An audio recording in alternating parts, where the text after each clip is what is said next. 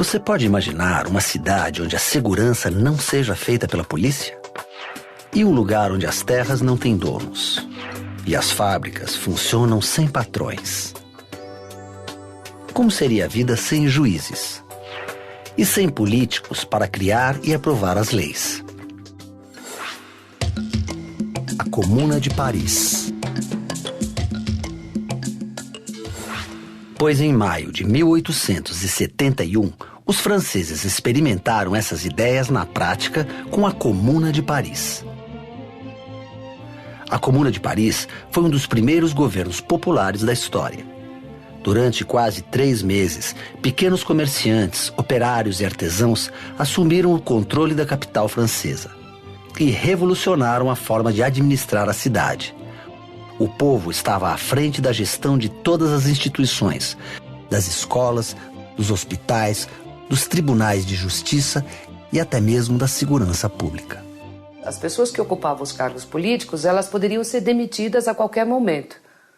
E, em segundo lugar, o salário das pessoas que ocupavam esses cargos não poderia ser maior do que o salário dos próprios operários que trabalhavam.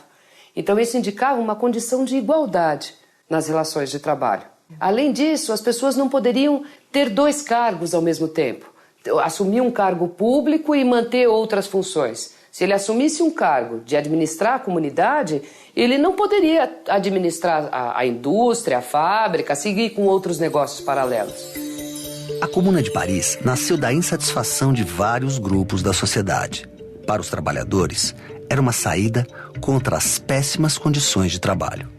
Eles tinham um projeto que não se restringia à cidade de Paris.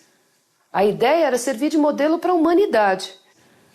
Eles não tinham ideia de um programa de partido, uma ideia de formar um novo país, eles não tinham um programa político, um ideário filosófico. O que eles sabiam é que não deveriam ser mais explorados. O que eles sabiam é que eles deveriam ser donos dos meios de produção. Além da luta dos trabalhadores, outros fatores estimularam o acontecimento da Comuna. Tudo começou com uma guerra entre a França e a Prússia.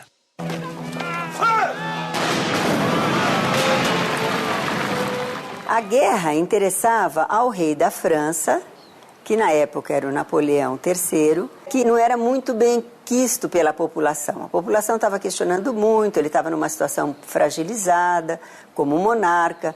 Então, uma guerra faria com que os franceses se unissem novamente em torno deste monarca.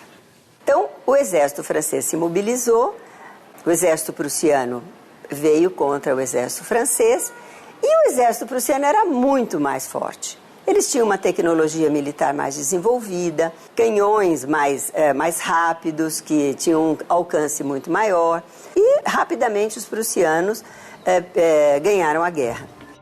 Com o fim da guerra, o rei Napoleão III foi preso e a República Francesa novamente proclamada. Pelo Tratado de Rendição, o povo francês teria que pagar as despesas da guerra e altos impostos à Prússia. O Napoleão III assinou a rendição em condições muito humilhantes, cedeu tudo que a Prússia queria. Os custos da guerra e mais uma multa, vamos dizer assim, teriam que ser pagos pelo povo francês. Ora, o povo francês já estava cansado de tanto pagar guerras, de tanto pagar, e não tinha dinheiro, a população estava muito pobre. E eles falaram, não, nós não aceitamos a rendição. Nós não aceitamos a rendição. Como a França está sem governo, nós vamos formar nosso próprio governo. A França perde a guerra e mesmo a cidade de Paris, dominada pelos prussianos, ela não é invadida pelos prussianos. Eles se limitam a ficar num dos cantos da cidade e a cidade ainda é ocupada por parisienses, armados. E é nesse momento em que a guerra deixa de ser uma guerra entre franceses e prussianos para se tornar uma guerra dos interesses da classe trabalhadora francesa contra os interesses da burguesia. É interessante ver como uma guerra entre 2 países acaba se transformando numa guerra civil. E o exército prussiano era conhecido pela sua brutalidade. A população também estava se defendendo de possíveis atrocidades, estupros, violências. A população de Paris, que já tinha passado por outras situações de enfrentamento, como a própria Revolução Francesa, não se intimidou.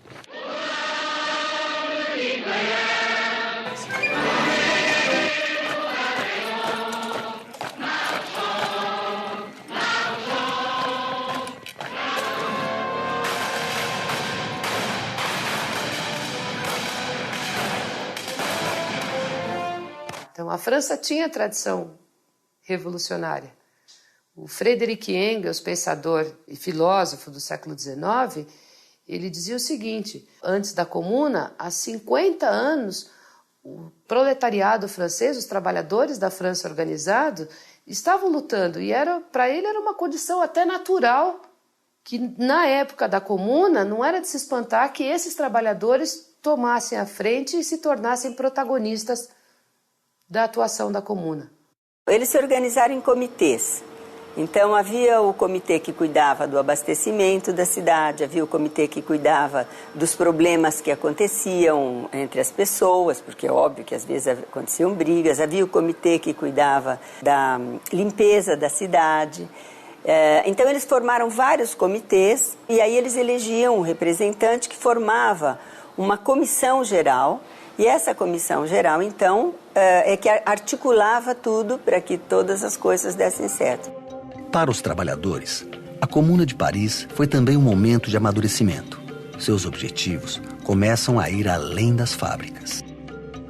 Eles têm uma história de um país que já vem em diversos momentos participando de situações onde os trabalhadores reivindicam melhores condições de vida, melhores condições de trabalho, e começam a se perceber não mais como trabalhadores, deixa de ser uma queixa por 8 horas de serviço, mas eles já começam a se perceber como cidadãos no mundo, que não deve se restringir às questões da fábrica. As reivindicações não ficam mais no cotidiano, mas como eles deixam claro o tempo todo, estamos aqui pensando na humanidade. Deixa de ser uma consciência apenas da situação de trabalho para ser uma consciência de classe.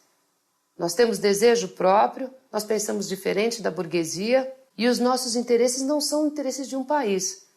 O que acontece com trabalhadores da França, acontece com trabalhadores da Inglaterra, acontece com trabalhadores da Alemanha. Então isso vem a ser a tal da consciência de classe. Na luta para evitar a invasão de Paris, os integrantes da Comuna cercaram os bairros da cidade com barricadas. Mulheres, idosos, crianças, todos ajudavam a encher sacos de areia. O movimento contou com o apoio da Guarda Nacional. A barricada é a guerra na rua. É o povo se organizando com o que tem para defender os seus interesses. Eles contaram também com a ajuda da Guarda Nacional, que foi muito importante. O rei havia aceitado a rendição. O normal seria que a Guarda Nacional se submetesse a essa rendição e ou saísse da cidade ou prendesse a população. Não, a Guarda Nacional tomou-se de brios, falou, não, nós não aceitaríamos essa humilhação, vamos ajudar a população de Paris. O novo governo francês temia que a revolução se espalhasse por todo o país e ordenou que o próprio exército francês combatesse a Comuna de Paris. Foram batalhas intensas até o massacre dos comunardos, o episódio que ficou conhecido como a Semana Sangrenta.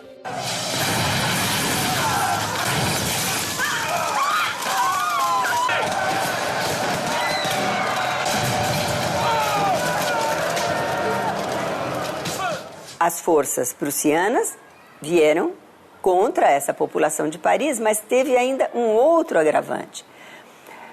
Quando ainda a guerra estava acontecendo, os prussianos fizeram prisioneiros vários soldados franceses. Quando assinou a rendição e quando a Comuna de Paris se instalou, os prussianos, o Guilherme I, soltou os prisioneiros franceses. E esses soldados franceses se uniram aos prussianos e vieram contra a população da França, contra a população de Paris. O resultado foi o massacre da população da Comuna.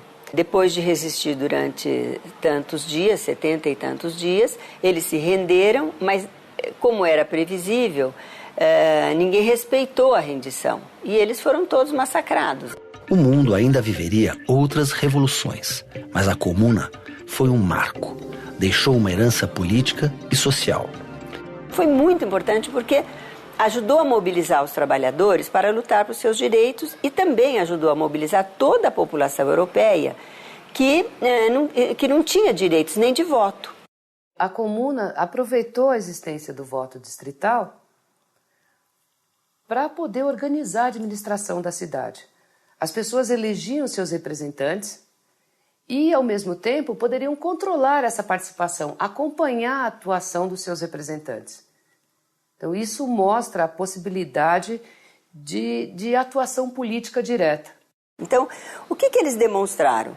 Que sem o Estado, a população consegue se organizar e consegue viver muito bem, né? Assim, ter viver em paz, resolver os problemas sobre a coisa pública. E hoje? Será que uma sociedade gerida pelo povo, sem patrões e políticos, seria possível? E no futuro?